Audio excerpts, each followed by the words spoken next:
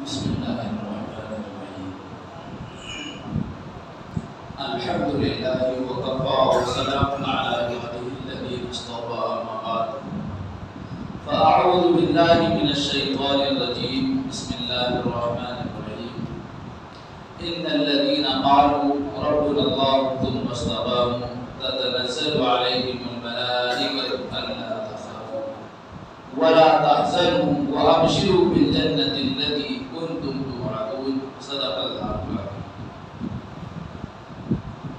میرے محترم بھائی اور دوستو،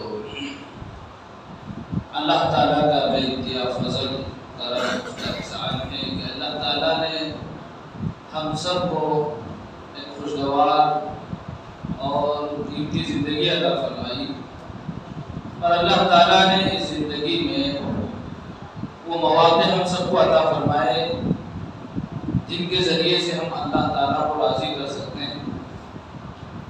اللہ تعالیٰ نے جس مقصد کے لیے ہمیں یہ زندگی عطا فرمائی ہے، اس مقصد کو پورا کرنے میں اللہ تعالیٰ ہماری مدد بھی کرتا ہے۔ اس مقصد میں کامیابی حاصل کرنے کے لیے اللہ تعالیٰ نے تربیت کا ایک ایسا نظام رکھا کہ اس تربیت کے ذریعے انسان جو ہے اس کامیابی تک پہنچتا ہے۔ اگر یہ نظام نہ ہوتا تو انسان چاہے جتنے دعوے کر لے، انسانوں کی اکثریت ناکامی کا شکار ہو جاتی، کامیابی سے محروم ہو جاتی۔ انسان دنیاوی ناکامی میں پھنستا جاتا ہے اور انسان افسوس کرتا ہے اور صدمے کا غم کا شکار ہوتا ہے، اور جیت میں جو ہے انسان خوشیاں مناتا ہے اور کیف و سرور کی زندگی گزارتا ہے، شادمانی اور فرحت کے ساتھ جو ہے وہ یہاں تک کہ بوکھلاہٹ کا شکار ہو جاتا ہے۔ خوشی جو حد سے زیادہ ہو جائے وہ انسان کو بعض دفعہ اللہ کا باغی بھی بنا دیتی ہے۔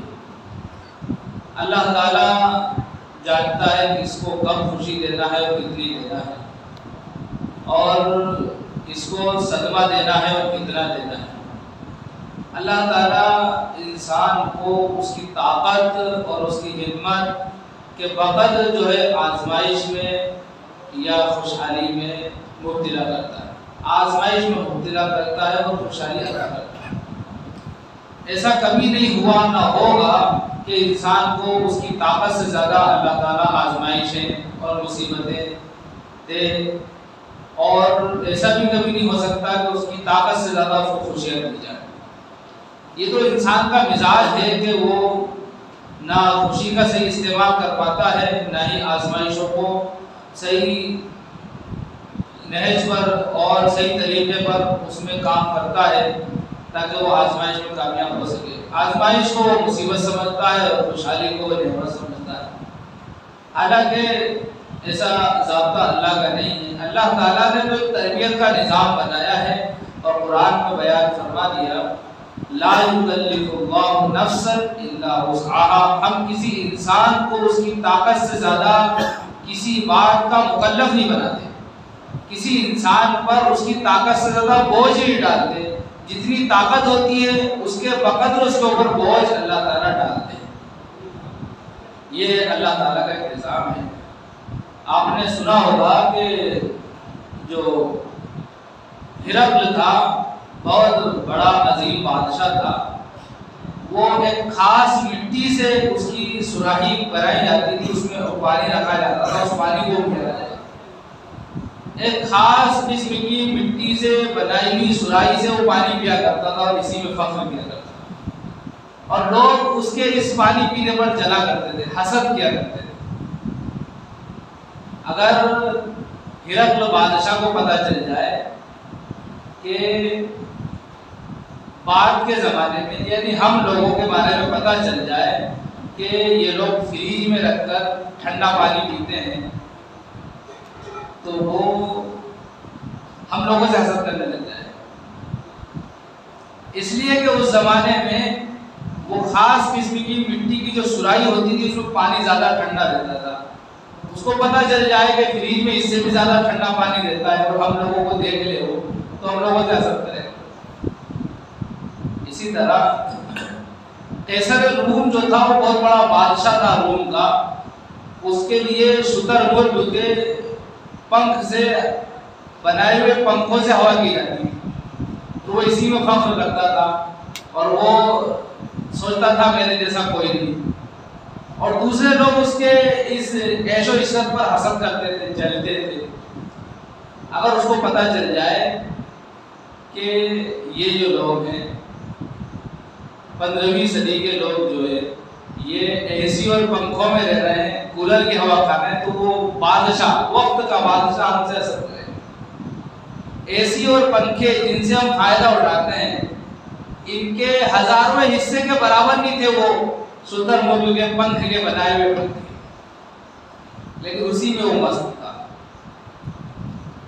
اسی طرح جتنی بھی زندگی یا دنیا کی جو تاریخ گزری ہے اگر نظر ڈالے تو ساری بادشاہت, ساری طاقتیں, ساری سلطنتیں, ساری حکومتیں جو ان کو اللہ نے عطا فرمائی تھی وہ ایک آج ادنا انسان کے پاس ہے.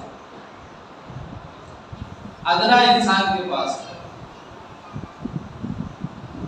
کسی کو پتہ چل جائے سکندر اعظم جو گھڑ سواری کا شوقین تھا, گھوڑوں پر سفر کرتا تھا, اس کے علاوہ دوسرے بادشاہ بھی تھے جو گھوڑوں پر سفر کیا کرتے تھے اور ان کو اس بات پر فخر تھا کہ ہم گھوڑے کی سواری کر رہے ہیں. لوگ تو کھچروں پر, گدھوں پر اور بیل گاڑی پر سفر کرتے ہیں, ہم تو گھوڑے پر سفر کرتے ہیں. وہ اس بات پر فخر کیا کرتے تھے. ان کو پتہ چل جائے یا آج کا کوئی انسان تیز اسپیڈ میں اچھی کار میں بیٹھ کر ان کے سامنے سے گزر جائے تو وہ اس سے حسد کرنے لگ جائے گا کہ یہ کیسے آگے کیسے بڑھے.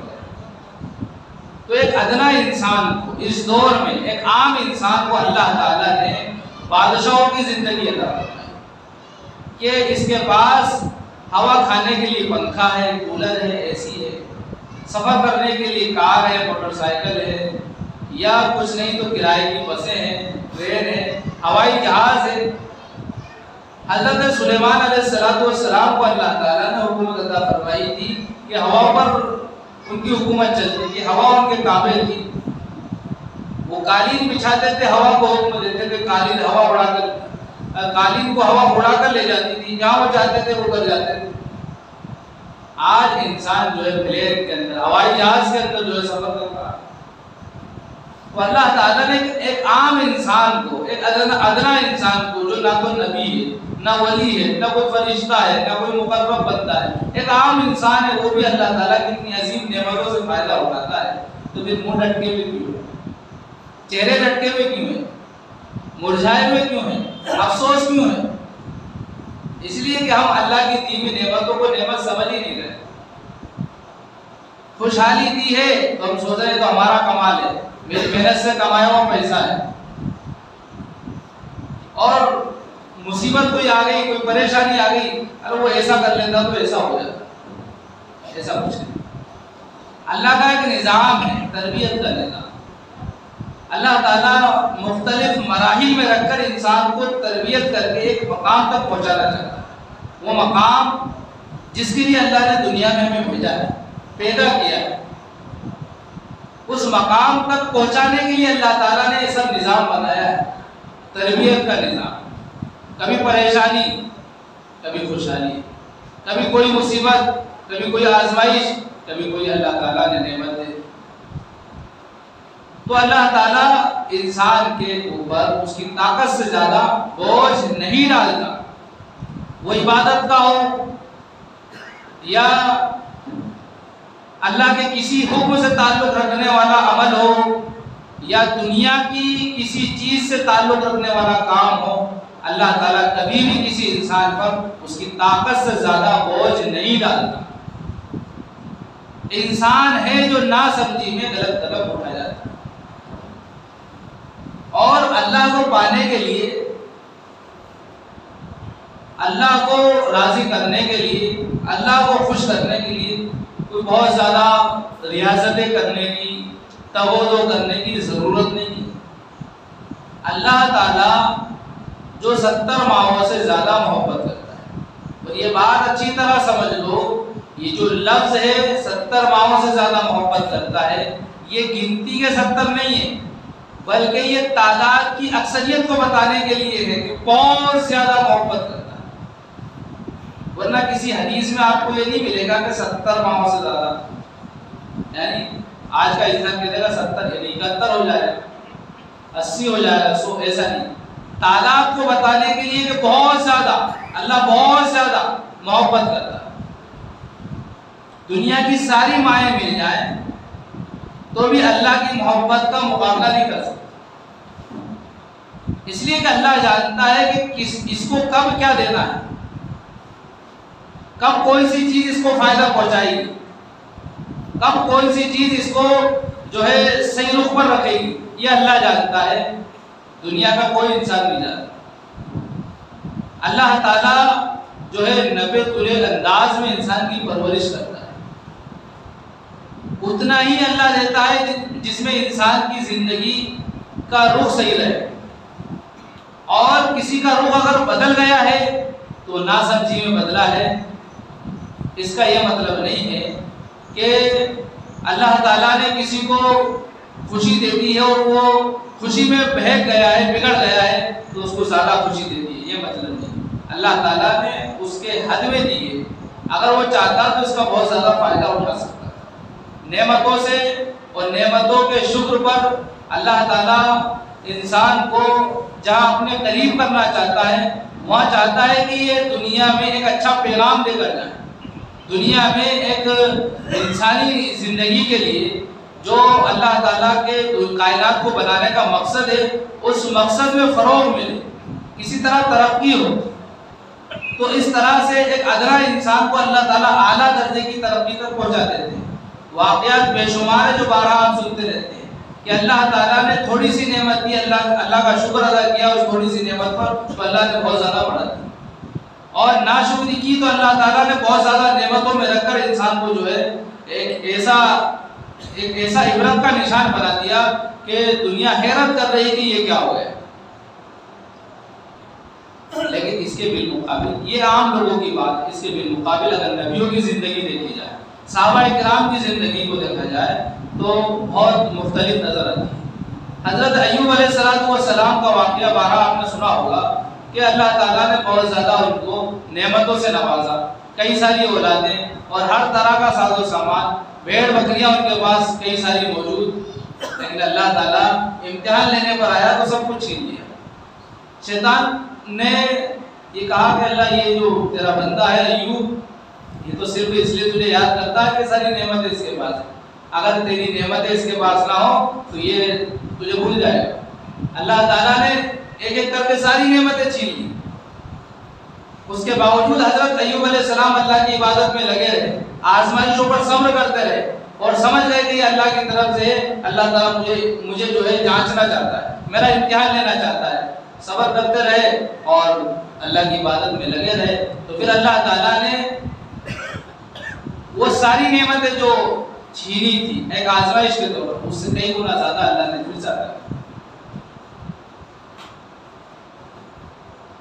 بوڑھی بیوی کو جو ہے جوان بنا دیا،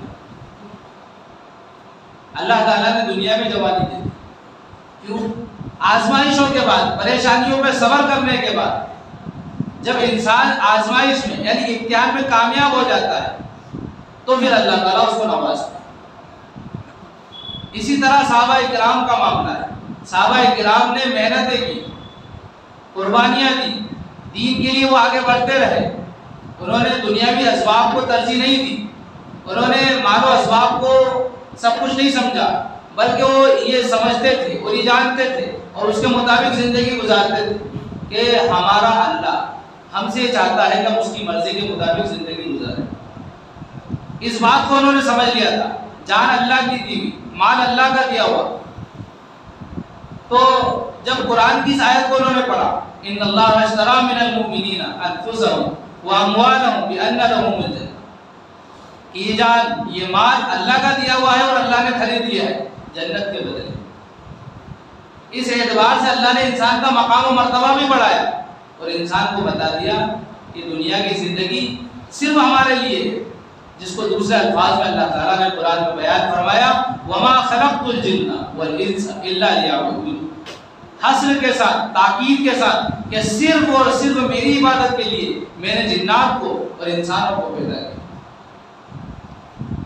تو یہ اللہ تعالیٰ مقصد کو بیان کرنے کے بعد اور انسان مقصد کو جان لینے کے بعد اگر کسی دوسرے رخ پر زندگی گزارتا ہے تو اس کی ناسمجھی ہے، اس کی غفلت ہے، اس کی کوتاہی ہے، جس کا وہ خمیازہ بھگتتا ہے، جس کی سزا وہ پاتا ہے، بعض دفعہ دنیا میں اور بعض دفعہ آخرت۔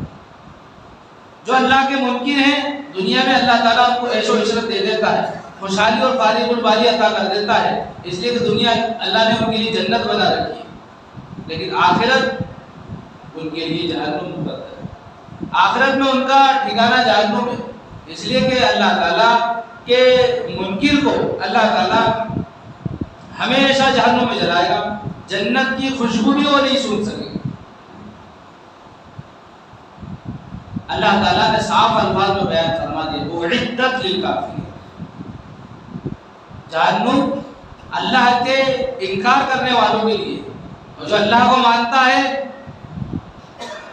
اور اللہ پر ایمان رکھتا ہے، اللہ تعالیٰ نے جو کتابیں نازل کی ان پر ایمان رکھتا ہے، اللہ کے بھیجے ہوئے برگزیدہ بندوں پر یعنی نبیوں پر ایمان رکھتا ہے، فرشتوں پر ایمان رکھتا ہے، غیب پر ایمان رکھتا ہے، اللہ کی قدرت پر ایمان رکھتا ہے، جنت و جہنم کو مانتا ہے، تو وہ انسان اگرچہ وہ بدعمالیوں کی سزا بھگتنے کے بعد ایک نہ ایک دن جنت میں ضرور جائے۔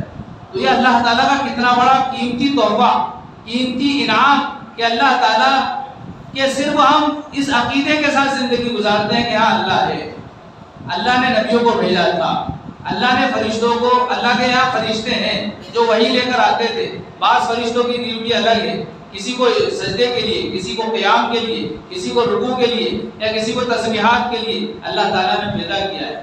4 مقرر فرشتے ہیں، ایک وحی لانے والے اور ایک سور پھونکنے والے اور ایک رزق تقسیم کرنے والے، ایک موت کا فرشتہ، یہ 4 مقرر فرشتے ہیں، جبرائیل، میکائیل، اسرافیل، اسرائیل، یہ اللہ کے مقرر فرشتے ہیں۔ انسان ایمان رکھتا ہے تو اگرچہ اس کی زندگی بدعمالیوں میں گزر رہی، ان بدعمالیوں کی سزا بعض دفعہ دنیا میں ملے گی، بعض دفعہ آخرت میں، توبہ کر لے گا تو اللہ جنت دے دے گا، اور توبہ نہیں کی، غفلت میں زندگی گزاری کہ آج نہیں کل توبہ کر لیں گے، کل نہیں پرسوں توبہ کر لیں گے، جیسا کہ بارہا میں نے آپ کے سامنے بات ذکر کی اور آپ بارہا سنتے بھی رہتے ہیں کہ بہت سارے ایسے لوگ تھے جو یہ چاہتے تھے کہ اس ہفتے سے، اس جمعے سے نماز شروع کر دیں گے، بہت سارے تھے جو کہتے تھے اس رمضان سے نماز شروع کر دیں گے، بہت سارے تھے جو کہتے تھے اس سال سے نماز شروع کر دیں گے، آج وہ قبروں میں سوئے ہوئے ہیں، انہوں نے نماز شروع نہیں کی تھی، اس لیے کہ شیطان غفلت میں مبتلا کرتا ہے۔ فانساہم الشیطان، ایک جگہ ہے فانساہم ذکر اللہ، اولئک حزب الشیطان، کہ یہ جو شیطان کا گروہ ہے یہ تمہیں چاہتا ہے غفلت میں مبتلا کرنا، شیطان اللہ کے نافرمانی میں مبتلا کرنا چاہتا ہے اور ڈراتا ہے فقر سے، یعیدکم الفقر، کہ یہ فقر سے ڈراتا ہے، تنگدستی سے ڈراتا ہے، مفلسی سے ڈراتا ہے۔ انسان دولت کیوں کماتا ہے؟ اس لیے کماتا ہے کہ غریب نہ ہو جاؤ، کہیں محتاج نہ ہو جاؤ، کہیں پریشانی میں مبتلا نہ ہو جاؤ، وہ بھول جاتا ہے کہ رزق دینے والا اللہ ہے۔ تو بھائیوں، یہ ساری باتیں بتانے کا مقصد یہ ہے کہ اللہ تعالیٰ انسان کو وہی چیز دیتا ہے جس کی انسان کو ضرورت ہے، اور انسان جس لائن میں ہے اس لائن میں رہ کر اللہ کو راضی کر سکتا ہے۔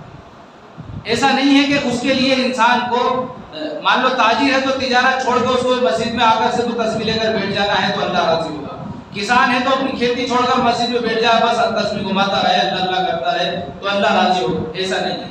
انسان دنیا کی جس لائن میں چاہے اللہ کو راضی کر سکتا ہے، اللہ کا ولی بن سکتا ہے۔ راضی کرنا تو ایک عام انسان کا شیوا ہے، اللہ کا ولی بن سکتا ہے۔ تو ایک واقعات آپ کو سنا دوں، شیخ منقدر رحمۃ اللہ علیہ، وہ کپڑوں کے تاجر تجارت کیا کرتے تھے، اور ایک ان کا خادم بھی تھا، کہیں جاتے تھے تو وہ خادم کو بٹھا دیتے تھے، وہ بتا دیتے تھے کہ یہ سامان اتنے کا، یہ اتنے کا۔ ایک مرتبہ وہ واپس آ رہے تھے، ایک شخص کو دیکھا تو اس نے اچھا بہترین جبہ پہنا ہوا ہے، کہا بھائی یہ جبہ کہاں سے خریدا؟ کہا یہ فلاں شہر ہے، فلاں بستی، وہاں سے خریدا۔ اچھا یہ جبہ کتنے میں لیا تم نے؟ اس نے کہا 3 دینار میں لیا. کہا یہ تو 2 دینار کا ہے. تمہیں کیسے پتا 2 دینار کا؟ انہوں نے کہا یہ تو میری دکان سے تو خرید کے لایا ہے. تو کہا چل تیرا 1 دینار واپس لے لے یا 3 دینار والا جبہ لے لے. تو اس کو لے کے گئے دکان کے پاس. نے کہا کہ تم 3 دینار والا جبہ لو گے یا 1 دینار واپس لو گے؟ کہا مجھے 1 دینار واپس چاہیے. 1 دینار واپس دے دیا اس سے کہا تم نے 1 دینار زیادہ کیوں لیا؟ اس کو تنبیہ کی، اس کو ڈانٹا. وہ جو شخص تھا وہ لوگوں سے پوچھنے لگا یہ کون شخص ہے؟ کہا کہ شیخ منتظر ہے رحمۃ اللہ. کہا آپ تو سنتے تھے کہ بہت بڑے اللہ والے ہیں، ہمارے یہاں بارش نہیں ہوتی ہے تو ہم شیخ منتظر کا نام لے کر جو ہے دعا کرتے ہیں کہ اللہ تعالیٰ بارش برسائے تو بارش ہونے لگتی ہے. ہم تو سوچتے تھے کوئی بہت بڑی خانقاہ ہوگی، بہت بڑی مسجد ہوگی جس میں شیخ منتظر بیٹھے ہوئے ہوں گے، تسبیح گھما رہے ہوں گے، بڑا لاکھوں کا ہزاروں کا مجمع ہوگا. یہ تو ایک عام انسان ہے، کپڑوں کی دکان ہے. یہ شیخ منتظر ہے جن کا چرچا دور دراز علاقوں تک ہے. تو ایک تاجر بھی اللہ کا ولی بن سکتا ہے جب وہ اللہ کی مرضی کے مطابق تجارت کرے، ہر کام کو انجام دے، اللہ کی مرضی کے مطابق زندگی گزارے. تو یہ ہے کہ جب انسان اللہ کو راضی کرنے پر آئے تو تجارت کی لائن میں بھی راضی کر سکتا ہے، کوئی مشکل نہیں. ایک واقعہ اشرف علی تھانوی صاحب رحمۃ اللہ علیہ نے فضائل بیشتی زیور میں لکھا ہے کہ ایک شخص تھا، اس نے اپنی کھیتی کے 3 حصے کر رکھے تھے. ایک حصہ تو جو فصل پیدا ہوتی تھی وہ اسی کھیتی کے لیے رکھ لیتا تھا، اور ایک حصہ جو ہے رائے خدا میں دے دیتا تھا، زکوٰۃ یا صدقات خیرات جو بھی سمجھ لیا. ایک اللہ کے راہ میں دے دیتا تھا، ایک اسی کھیتی میں لگانے کے لیے رکھ لیتا تھا، اور ایک حصہ وہ اپنے گھر میں کھانے کے لیے رکھتا تھا. 3 حصے کرتا تھا. تو حال یہ تھا کہ وہ اللہ سے 2 رکعت نماز پڑھ کے دعا مانگتا تھا تو بادل اس کے کھیت میں آ کے برستے، اس کے کھیت میں بادل برستے. آج ہم لوگوں کا حال یہ ہے کہ اللہ سے دور ہیں، اللہ کے احکامات پر عمل نہیں کر رہے ہیں، تو یا تو بادل برستے ہی نہیں ہیں، برستے ہیں تو ہماری فصلوں کو نقصان پہنچا دیتے ہیں. ایسا کیوں ہوتا ہے؟ اس لیے کہ ہمارے اعمال کی سزا یا ہمارے اعمال کا نتیجہ ہوتا ہے جو ہمیں دنیا میں اللہ دکھا دیتا ہے. اس کے باوجود اگر انسان نہیں سمجھتا تو پھر اللہ تعالیٰ اور سخت آزمائشوں میں مبتلا کرتا ہے. کسی انسان کو اگر ڈانٹنے سے، تنبیہ کرنے سے کام چل جائے تو اس کو مارنے کی ضرورت نہیں ہوتی، اور کسی کو اگر ڈانٹ سے کام نہیں چلے تو اس کو چھڑی بھی لگانا پڑتی ہے. تو سزا بڑھتی جاتی ہے. وجہ کیا ہے؟ وجہ یہ ہے کہ انسان کم سزا سے سدھر نہیں رہا. اس لیے امام غزالی رحمۃ اللہ علیہ نے احیاء العلوم میں لکھا ہے کہ بعض لوگ وہ ہوتے ہیں جن کو آواز دیتے وہ اٹھ جاتے ہیں، اور بعض لوگ ہوتے ہیں جن کو ہاتھ پکڑ کر اٹھانا پڑتا ہے، پیر ہلا کر اٹھانا پڑتا ہے، اور بعض لوگ ہوتے ہیں جن کو ڈنڈے مار کر اٹھانا پڑتا ہے. ہوتا ہے کہ ایسا؟ تو ہم نہ تو آواز دینے سے اٹھ رہے ہیں اور نہ ہاتھ پکڑ کر اٹھانے سے اٹھ رہے ہیں، یہاں تک کہ ہمیں ڈنڈے مارے جا رہے ہیں تو ہم بھی ہم نہیں اٹھ رہے ہیں. کہیں بم پھوڑا جا رہا ہے تو کہیں بلڈوزر چلایا جا رہا ہے تو کہیں کیا ہو رہا ہے، کہیں ناحق مقدمات میں پھنسایا جا رہا ہے، اس کے باوجود ہم صحیح رخ پر نہیں آ رہے. تو بتائیے پھر اللہ کی کون سی آزمائش کا انتظار کر رہے ہیں؟ حال یہ ہے کہ اللہ تعالیٰ نے بادشاہوں کی زندگی ہم سب کو عطا فرمائی، ساری نعمتیں، سارے اسباب ہمارے پاس، اس کے باوجود صحیح رخ کو ہم چھوڑے ہوئے ہیں، غلط رخ پر ہم چل رہے ہیں. تو کون سی چیز کا ہم انتظار کر رہے ہیں؟ اس لیے میرے بھائیوں ہمیں چاہیے کہ ہم اپنی زندگی کو اللہ کی مرضی کے مطابق گزاریں، اور اللہ کو راضی کرنے کے لیے صرف مسجد کا کونا پکڑ لینا کافی نہیں ہے، بلکہ ہر حال میں ہمارا ذہن یہ کہہ رہا ہو، ہمارا دماغ یہ کہہ رہا ہو، ہمارا جسم اس بات پر عمل کر رہا ہو، ہم یہ سوچ رہے ہو کہ میرا اللہ اس وقت مجھ سے کیا چاہ رہا ہے، اس کے مطابق ہم زندگی گزار رہے ہو، تو پھر اللہ تعالیٰ کسان سے بھی راضی ہوگا جو کھیت میں نماز پڑھ رہا ہے، اللہ تعالیٰ تاجر سے بھی راضی ہوگا جو دکان میں نماز پڑھ رہا ہے. اس کا یہ مطلب نہیں ہے کہ جماعت چھوڑ کے پڑھو، دور دراز ہے مسجد اور مسجد میں آئیں گے اتنی دیر میں نماز ہو جائے گی تو پھر ہمیں وہیں پہ نماز پڑھ لینا چاہیے. یا بار بار کی پریشانی ہے کہ ظہر میں آئے تو اثر میں پھر جانا ہے، یہ پریشانی ہے تو پھر ہم کھیت پہ نماز ایسی حالت میں پڑھ سکتے ہیں. ورنہ صحابہ کرام کی حالت تو یہ تھی، ان کی کیفیات تو یہ تھی کہ ایک صحابی کا واقعہ لکھا ہے کتاب کے اندر کہ وہ عصر کی نماز پڑھتے تھے نبی صلی اللہ علیہ وسلم کے پیچھے مسجد نبوی میں، اور نماز پڑھ کر جاتے تھے اپنے گھر، ایک چائے پیتے تھے اور واپس چائے پی کر روانہ ہو جاتے تھے. یہاں آتے تھے تو مغرب کی اذان ہو رہی ہوتی تھی، اتنی دور سے نماز پڑھنے آتے تھے. اور آپ لوگوں کا حال کیا ہے، 5 منٹ کا راستہ، 10 منٹ کا راستہ، لیکن ہم غفلت میں کھیتی پر پڑھ لیتے ہیں یا گھر میں پڑھ لیتے ہیں. ایسا نہیں ہونا چاہیے. اللہ تعالیٰ دلوں کے حال جانتا ہے. اس لیے ہمارے حضرت فرمایا کرتے تھے کہ سب سے بڑا مفتی دنیا میں، سب سے بڑا مفتی انسان کا دل ہے. تمہارا دل بتا دے گا کہ صحیح کیا ہے، غلط کیا ہے. حالانکہ دین کے جاننے والوں سے دین کا علم حاصل کرنا، ان سے معلوم کرنا، اس کے بعد عمل کرنا، یہ ہر مسلمان کی ذمہ داری ہے. تو ضرورت ہے کہ ہم اپنی زندگی کو صحیح رخ پر لائیں، اللہ کو راضی کرنے کی فکر کریں. بھائیو، دنیا کے حالات پر آپ سب غور کرو، آپ جو ہے اپنی گزشتہ زندگی پر غور کرو. اللہ تعالیٰ دنیا ہی میں جو ہے سزا دیتا ہے، اور پہلے تو ہلکی ہلکی سی سزا دیتا ہے، اس پر انسان نہیں سدھرتا تو پھر بڑی سزا اللہ دیتا ہے. اس لیے بہت سارے واقعات وہ ہیں جو علماء نے مکافات عمل کے نام سے کتابوں میں درج کیے ہیں، لکھے ہیں. اگر ہم دیکھنا چاہیں تو کتابیں پڑھنے کی ضرورت نہیں. ہم آس پاس کے لوگوں کو دیکھ لیں کہ اس انسان نے گناہ کیا تھا تو اس کو یہ سزا ملی، اس نے کیا تھا تو اس کو یہ سزا ملی. تو ہمیں خود سمجھ لینا چاہیے.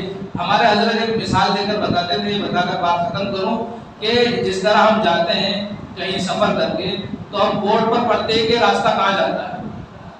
بورڈ پر پڑھ لیتے ہیں راستہ بھوپال جا رہا ہے، یہ راستہ اندور جا رہا ہے، یہ آشٹا جا رہا ہے. ہم پڑھ لیتے ہیں، اس کے مطابق اگر ہم چلتے ہیں تو صحیح منزل تک پہنچ جاتے ہیں. اور اب تو گوگل میپ کا زمانہ ہے، جدھر اس نے بتا دیا اگر ہم چلتے ہیں تو منزل تک پہنچ جاتے ہیں. اگر نہ پڑھیں تو پریشانی ہوتی ہے، آزمائشوں میں پھنس جاتے ہیں. ایسے ہی یہ سمجھ لو کہ آج جو حالات دنیا میں آ رہے ہیں، وہاں کیا حالات ہوئے خرگول میں، کیوں ہوئے، وہ ہم سمجھ لیں اور پہلے سے سترک ہو جائیں. فلاں جگہ حالات بگڑے، کیوں بگڑے، وجہ کیا تھی، ہم پہلے سے سمجھ جائیں. یہ جو حالات آ رہے ہیں یہ ایسا ہی ہے کہ بادل چھا چکے ہیں جو بتا رہے ہیں کہ بارش ہونے والی ہے. اس لیے پہلے سے اپنے کپڑے سمیٹ لو اور بارش سے بچنے کا انتظام کر لو. پرندے اپنے گھونسلے تیار کر لیتے ہیں، اپنا گھر بنا لیتے ہیں تاکہ بارش میں پریشان نہ ہونا پڑے. ایک کوا جو ہے دیوانہ ہے، جو یہ سوچتا ہے کہ اب بنا لیں گے، اب بنا لیں گے، اب اس کا کبھی نہیں آیا، وہ نہیں آئے گا. اس لیے اللہ تعالیٰ نے جو مخلوقات پیدا کی ہیں ان پر غور کرو تو انسان اللہ کو پا سکتا ہے، پہچان سکتا ہے. اس لیے اللہ تعالیٰ نے خود قرآن میں فرمایا کہ دنیا کے اندر جو قدرت ہے، میری قدرت کے نظارے ہیں، ان پر غور کرو. اور پھر آفاق میں غور کرو، اور پھر انفسکم، اپنے آپ میں غور کرو تو تم اللہ کو پہچان لو گے. حاجی عبد الوہاب صاحب جو گجرات کے تھے، جن کا انتقال ہو گیا، جو ہے جماعت کے بہت بڑے ذمہ دار ساتھی تھے، وہ ایک جملہ فرماتے تھے کہ ایک مرتبہ ایک حدیث سناتے تھے، اس کے بعد اپنا جملہ بتاتے تھے. حدیث میں ہے کہ حضرت عبداللہ ابن عمر رضی اللہ تعالیٰ عنہ نے اپنے ابا سے پوچھا کہ ابا، اللہ نے انسان کو بہت اچھا بنایا، خوبصورت بنایا، بہترین سانچے میں ڈالا. لقد خلقنا الانسان فی احسن تقویم. اللہ نے انسان جیسا کسی کو بنایا ہی نہیں، جبھی تو اللہ نے اپنی عبادت کے لیے اس کو خاص کیا ہے. اللہ تعالیٰ نے اشرف المخلوقات انسان کو بنایا، اس سے اچھی کوئی مخلوق ہے ہی نہیں. تمام مخلوق کی سردار یہ انسان ہے، یہ انسانیت ہے. جس انسان وہ جس میں انسانیت ہے، تو تمام مخلوق کا سردار انسان، اور انسان وہ جس میں انسانیت ہو. یہاں تک کہ جتنی بھی امتیں آئی ہیں وہ بھی انسان تھے. اللہ نے ان سب امتوں کا سردار اس امت کو بنایا. ہر اعتبار سے جو ہے یہ کامل اور اکمل ہے. پھر اللہ تعالیٰ نے ایسا ایک کیوں رکھا اس میں کہ جو گندگی کی طرف دیکھتا ہے، کہ بیت الخلا جاتے ہیں تو اپنی گندگی پر نظر کیوں پڑتی ہے. تو انہوں نے بڑا پیارا جملہ بتایا کہ بیٹا ایسا ہے کہ اللہ تعالیٰ انسان کو بتانا چاہتے ہیں، هل اتى على الانسان حين من الدهر لم يكن شيئا مذكورا. اے انسان، بہت غور کرنے کی بات ہے. اے انسان، تو وہ چیز تھا کہ تیرا نام لینا کوئی پسند نہیں کرتا تھا، تم منی کا خطرہ تھا. کپڑوں پر لگ جاتا تھا تو کپڑے بدلنا پڑتے تھے، کوئی تذکرہ نہیں کرتا تھا کہ یہاں پر کیا لگا ہوا ہے، اس کو دھو لیتے تھے، چپ چاپ جو ہے چھپا دیا کرتے تھے۔ ایسی چیز کہ تیرا نام لینا کوئی پسند نہیں کرتا تھا، شیئا مذکورا تھا تو، اور اب اللہ تعالیٰ نے لقد خلقنا الانسان فی احسن تقویم، ایک اچھا خوبصورت سانچے میں ڈال دیا تجھے، اور اچھا چلتا پھرتا ایک انسان بنا دیا۔ جعل لکم السمع والابصار والافئدہ، سننے کے لیے کان دیے، دیکھنے کے لیے آنکھیں دی، سمجھنے کے لیے غور و فکر کے لیے دماغ دیا اور دل دیا۔ اس کے بعد تھوڑی سوجھ بوجھ تیرے اندر پیدا ہو گئی تو تو کہتا میرے جیسا کون ہے، میرے جیسا کون ہے؟ تو ذرا تو اپنی زندگی پر غور کر۔ یہ اللہ حضرت عمر رضی اللہ تعالیٰ عنہ فرما رہے ہیں کہ ذرا اپنی زندگی پر غور کرو کہ اللہ یہ بتانا چاہتا ہے کہ اتنے یہ بیت الخلا پر گندگی پر جو نظر جاتی ہے، بتانا چاہتے ہیں کہ ایسا تھا تو اور تیرے کو اس لائق بنایا ہے، اب بار بار اپنی گندگی کو دیکھ۔ یہ تیرے اندر عیب رکھا ہے ہم نے تاکہ تیرے اندر اکڑ پیدا نہ ہو، یہ عیب رکھا ہے تیرے اندر، یہ گندگی لے کر تو گھوم رہا ہے تاکہ تیرے اندر اکڑ پیدا نہ ہو۔ اور بعض بزرگوں نے کہا ذرا سے سردی ہو جائے تو ناک بہنے لگتی، کوئی پاس نہیں آ سکتا، اگر ری خارج ہونے کی بیماری ہو جائے تو کوئی پاس نہیں بیٹھے گا، بیت الخلا لگ جائے تو کوئی آپ کے پاس کیا نہیں بیٹھے گا، آپ خود کسی کے پاس نہیں بیٹھ پاؤ گے۔ اللہ تعالیٰ نے اتنے عیب رکھے اس کے بعد اکڑ کس بات کی، غرور اور گھمنڈ کس بات کا؟ تو اللہ تعالیٰ بتانا چاہتے ہیں، حضرت عمر رضی اللہ تعالیٰ عنہ اپنے بیٹے سے کہہ رہے ہیں کہ اللہ تعالیٰ گندگی پر نظر بھیجتا ہے کہ دیکھو یہ عیب ہے تمہارے اندر، اب اکڑنا مت۔ حاجی عبد الوہاب صاحب جو گجرات کے تھے، ایک عبد الوہاب صاحب جو بڑے امیر جماعت تھے، وہ آ گئے جو تبلیغی جماعت کے شورا کے ممبر تھے، تو گجرات والے جو حاجی عبد الوہاب صاحب تھے وہ فرماتے تھے کہ اگر غور کرو تو بیت الخلا میں اللہ یاد آ جاتا ہے، بیت الخلا میں اللہ کو پہچان سکتے ہو، اور اگر غور نہ کرو تو بیت اللہ کے سامنے بھی اللہ یاد نہیں آئے، بیت اللہ کے سامنے بھی تم اللہ کو نہیں پا سکتے۔ غور و فکر کی زندگی جو انسان گزارتا ہے وہ ترقی کرتا ہے، غفلت کی جو زندگی گزارتا ہے وہ نااہل اور کمبخت اور جو ہے ناہنجار ہو کر اور ایسے ہی روڈ پر پڑے ہوئے پتھر کی طرح زندگی گزار کر جو ہے چلا جاتا ہے، نہ اس نے دنیا میں کچھ حاصل کیا نہ آخرت کے لیے کچھ کمایا۔ ایسی زندگی سے نبی توبہ کرتے تھے کہ اللہ تعالیٰ ایسی غفلت کی زندگی سے جو ہے ہماری حفاظت فرما۔ اس لیے میرے بھائیوں، شعور والی احساس والی زندگی گزارو اور اللہ تعالیٰ سے دعا کرو، توبہ کرو اپنی زندگی پر کہ اللہ تعالیٰ ہم سب کو معاف فرمائے۔ اللہ تعالیٰ سے دعا کرتے ہیں کہ اللہ تعالیٰ ہم سب کے گناہوں کو، لغزشوں کو معاف فرمائے۔ اللہ تعالیٰ جو زندگی بچی ہے اپنی اطاعت میں، اپنی فرما برداری میں گزارنے والا ہم سب کو بنائے۔ جماعت کی جائے گی اور کارگزاری کے ساتھ، اور جو اثر سے تو اثر تک چوری ہو کل سے پرسوں اثر تک شاعری منڈی میں جوڑ رکھا گیا ہے، اس لیے ساتھیوں سے درخواست ہے کہ اس میں شریک ہوں اور وہاں پر اپنے قیمتی مشوروں سے جو ہے کام کو آگے بڑھانے والی، یعنی اپنے قیمتی مشورے دیں جس سے کام آگے بڑھے، اور کچھ نہیں تو کم سے کم بڑوں کی صحبت میں رہ کر ہم اتنا تو سیکھیں کہ مشورہ کیسے دیا جاتا ہے، رائے کیسے دی جاتی ہے۔ پورے شاہجہاں پور ضلع کا مشورہ ہے، اسی چائنی منڈی میں کل اثر سے پہلے پہنچنا ہے، اثر کے بعد نہیں پہنچنا ہے، پہلے پہنچنا ہے، تو اس کی بھی کوشش کریں ہم لوگ۔ اللہ تعالیٰ ہم سب کو آمین و آخر دعوانا الحمدللہ۔